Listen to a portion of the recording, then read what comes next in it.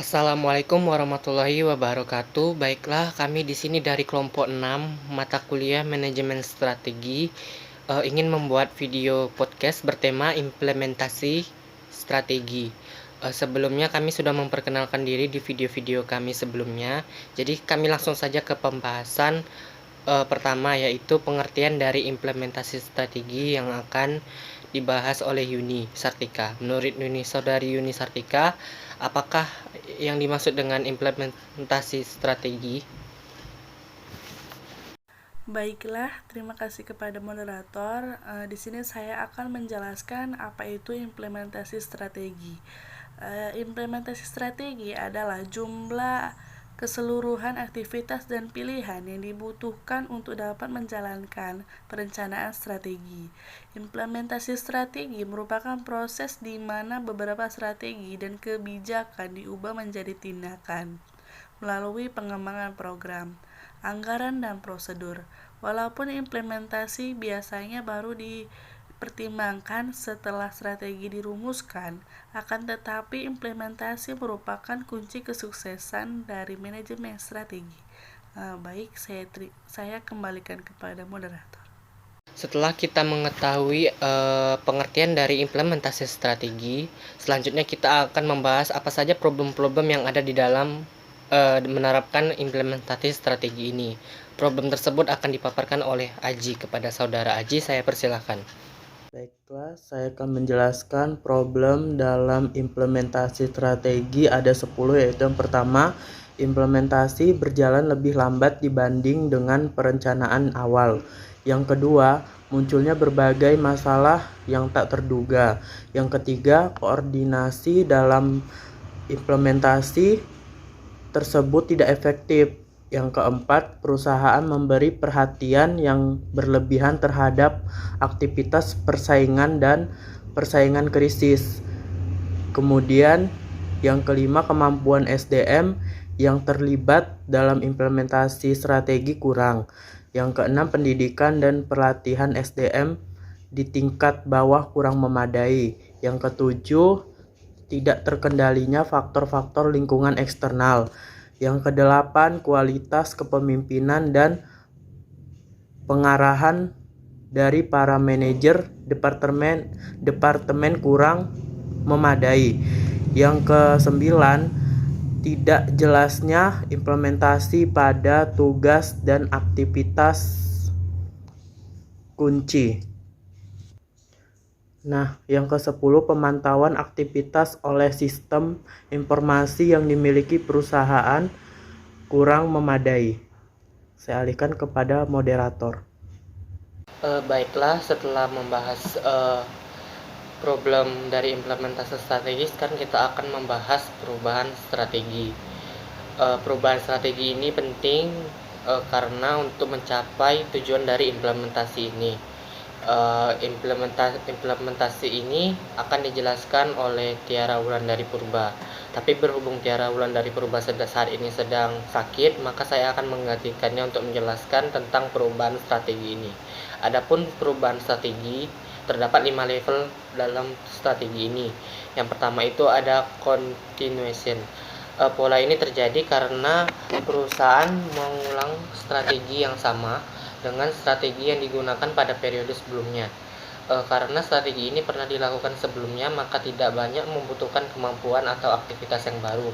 Bahkan melalui pengalaman sebelumnya akan mampu membuat perusahaan beroperasi lebih efisien.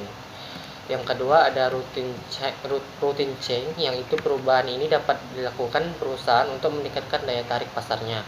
Agar konsumen lebih terpikat dalam strategi ini, biasanya perusahaan melakukan perubahan daya tarik dari iklannya, kemasannya, harga, metode distribusi, dan sebagainya. Jadi dalam hal ini perubahan yang dilakukan bukanlah perubahan yang signifikan, sebab perusahaan masih menekuni industri yang sama dan format organisasinya pun tidak berubah. Kemudian ada limited change. Yang ketiga ada limited change, yaitu perubahan yang dilakukan karena perusahaan menawarkan produk baru pada pasar yang baru. Dalam hal ini, perusahaan masih beroperasi dalam industri yang sama, namun akibat perubahan produk baru tersebut, maka format organisasi pun ikut mengalami perubahan. Yang keempat ada perubahan radical change, di mana dalam hal ini perusahaan melakukan suatu strategi cukup mendasar sehingga perusahaan memandang perlu dilakukan reorganisasi secara besar-besaran. Jenis perubahan ini biasanya dilakukan ketika perusahaan melakukan merger atau akuisisi namun masih dalam industri yang sama. Proses akuisisi dan merger dapat menjadi lebih kompleks jika perusahaan bermaksud mengintegrasikan kedua perusahaan secara utuh. Yang kelima dan yang terakhir ada organizational redirection, yaitu dalam hal ini perusahaan melakukan perubahan orientasi sedemikian rupa sehingga merubah industri yang dimasuki, merubah misi, keahlian dan sebagainya. Organizational redirection ini juga dapat terjadi ketika suatu perusahaan melakukan merger atau akuisisi terhadap perusahaan yang berasal dari industri yang sama sekali beda. Jenis perubahan ini merupakan perubahan yang paling kompleks. Nah, kemudian setelah kita membahas analisis perubahan dalam strategi, ada baiknya kita melakukan analisis pada struktur organisasi sebelum melakukan implementasi strategi gitu. Struktur organisasi akan membantu mempertajam aktivitas kunci perusahaan dan memperlihatkan pola koordinasi yang diterapkan dalam menjalankan strategi gitu. Jadi untuk ini saya serahkan kepada Saudari Agustina untuk menjelaskan apa saja itu jenis-jenis dari struktur organisasi yang harus kita teliti. Kepada Saudari Agustina, saya persilakan. Assalamualaikum warahmatullahi wabarakatuh. Perkenalkan, nama saya Agustina. Nah, di sini saya akan menjelaskan tentang struktur organisasi di perusahaan. Nah, struktur organisasi di perusahaan ini ada 6. Yang pertama itu ada struktur organisasi sederhana. Apa sih itu struktur organisasi sederhana? Struktur organisasi sederhana ini hanya memiliki 2 tingkatan, yaitu pemilik dan pekerja. Perusahaan kecil dengan satu produk atau beberapa produk lain yang saling berhubungan. Biasanya itu menggunakan struktur organisasi ini. Perusahaan yang menggunakan struktur organisasi sederhana ini biasanya dikelola oleh pemiliknya sendiri yang sekaligus menangani pekerjaan lain. Yang hubungan dikelola dengan pemiliknya sendiri yang sekaligus menangani pekerja lain yang berhubungan dengan sebuah produk. Artinya dalam struktur sederhana ini, pemilik perusahaan itu cenderung mengambil semua keputusan penting secara sendiri dan terlibat langsung dalam setiap tahap kegiatan perusahaan seperti itu. Dan yang kedua ada struktur organisasi fungsional. Apa sih struktur organisasi fungsional ini? Nah, di setiap manajer mempunyai sosialisasi fungsional yang menggantikan tempat dan peranan si pemilik perusahaan. Transisi menuju spesialisasi ini membutuhkan sebuah perusahaan substansi dalam gaya manajemen pimpinan perusahaan sebagai organisasi yang menumbuhkan dan mengembangkan sejumlah produk jasa, sejumlah produk dan pasar yang berkaitan. Struktur organisasi ini secara teratur berubah untuk memfleksikan spesialisasi yang lebih besar. Dan yang ketiga itu ada struktur organisasi divisional. Nah, apa sih struktur organisasi divisional itu? Struktur organisasi divisional, manajer divisi dapat mengembangkan strategi untuk masing-masing divisinya dan mungkin saja mereka menghadapi persaingan yang berbeda dengan divisi lainnya, sehingga strategi yang ditempuh mungkin juga berbeda dengan divisi lainnya. Nah, pada organisasi divisional ini, divisi-divisi tersebut dapat menjadi tempat yang baik untuk melatih para manajer muda. Selain itu juga merupakan tempat yang baik dan mengembangkan intuisi, kewirausahaan serta meningkatkan sejumlah pusat inisiatif dalam suatu perusahaan. Selanjutnya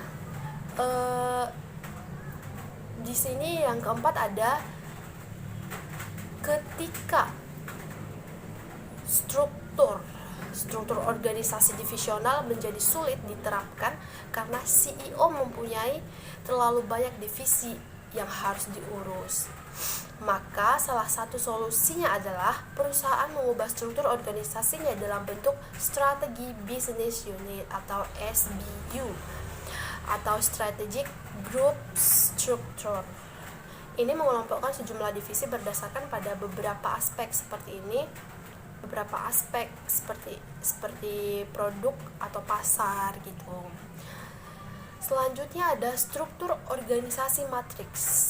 Nah, struktur organisasi matriks ini digunakan untuk merendahkan pengembangan pelaksanaan beragam program atau proyek. Setiap departemen dikepalai oleh vice president yang mempunyai tanggung jawab fungsional bagi seluruh proyek. Sedangkan setiap manajer proyek mempunyai project responsibility untuk penyelesaian implementasi strategi seperti itu. Nah, sekian penjelasan dari saya tentang struktur organisasi di perusahaan. Salah dan kurangnya saya mohon maaf, karena kesempurnaan hanyalah milik Sang Pencipta. Sekian dari saya. Wassalamualaikum warahmatullahi wabarakatuh. Terakhir, setelah kita menganalisis perubahan strategi dan struktur organisasi, kita akan menganalisis budaya-budaya yang dianut oleh perusahaan gitu. Nah, untuk budaya perusahaan ini apa sih yang dimaksud dengan budaya perusahaan ini? Itu akan dijelaskan oleh Saudari Indah. Kepada Saudari Indah saya persilakan. Baik, saya akan menjelaskan maksud dari budaya perusahaan itu. Budaya perusahaan merupakan norma atau nilai yang dianut bersama shared value yang menjadi dasar bertindak seorang individu dalam organisasi. Karena budaya perusahaan mempunyai pengaruh kuat terhadap perilaku seluruh pegawai, maka budaya perusahaan juga berpengaruh besar dalam mempengaruhi kemampuan perusahaan dalam mengubah arah strateginya. Perubahan dalam misi, sasaran, strategi, atau kebijakan suatu perusahaan. Kemungkinan akan gagal jika dalam perusahaan tersebut ada pihak yang melakukan oposisi secara kuat terhadap budaya yang dianut. Oleh karena itu, dapat dikatakan bahwa jika implementasi suatu strategi akan mengakibatkan suatu perubahan dan langkah-langkah untuk melakukan perubahan tersebut dalam praktiknya tidak sesuai dengan budaya perusahaan tersebut, maka ada kemungkinan akan timbul penolakan atau hambatan-hambatan. Sedangkan jika langkah-langkah yang diambil sesuai dengan budaya perusahaan tersebut, maka proses implementasi strategi akan lebih mudah dilakukan. Baiklah, setelah penjelasan dari Saudari Indah tadi, maka berakhirlah sesi podcast kami tentang implementasi strategi. Jika ada yang lebih atau kurang, mohon maafkan. Saya tutup dengan mengucapkan alhamdulillah. Wassalamualaikum warahmatullahi wabarakatuh.